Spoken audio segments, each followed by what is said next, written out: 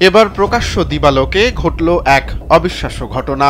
রাস্তার মোড়ে mobile phone হাতে দাঁড়িয়েছিলেন এক নারী। এ সময় দ্রুত গতিতে একটি মোটরসাইকেলে চেপে দুজন দুষ্কৃতিকারী ওই নারীর হাতে থাকা মোবাইল ফোনটি ছিনিয়ে নেয়ার চেষ্টা করে।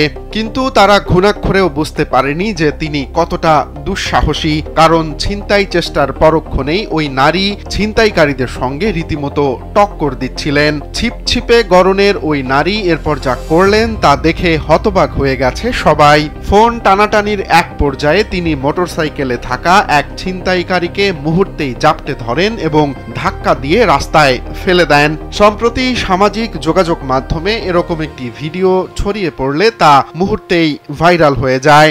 ভাইরাল হওয়া ভিডিওটিতে দেখা গেছে জনবহুল রাস্তায় ৩৩ বছর বয়সী আলেকজান্দ্রা ডকেটেভো নামের ওই নারী শুধু ছিনতাইকারীদের প্রতিহতই করেননি, বরং মোটরসাইকেল থেকে ফেলে দিয়ে তাদের মধ্যে আতঙ্ক ছড়িয়ে দিয়েছিলেন। এমন সময় মোটরসাইকেলের চালক ঘাবড়ে গিয়ে তার সঙ্গীকে ফেলে পালিয়ে যেতে বাধ্য হন।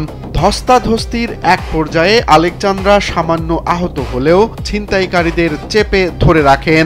পরে তাকে সাহায্য করতে দ্রুতই ছুটে আসেন আশপাশের পথচারীরা।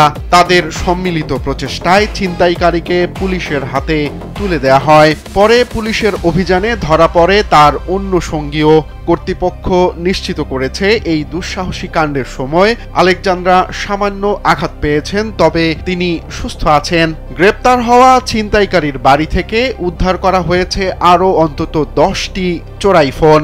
এই ঘটনাটি ঘটেছে দক্ষিণ আমেরিকার দেশ আর্জেন্টিনার বুয়েনোস আইরিসে। আলেকজান্দ্রার অভাবনীয় সাহসিকতা এবং সাধারণ পথচারীদের সময়োচিত পদক্ষেপ দেশজুড়ে প্রশংসা কুড়িয়েছে।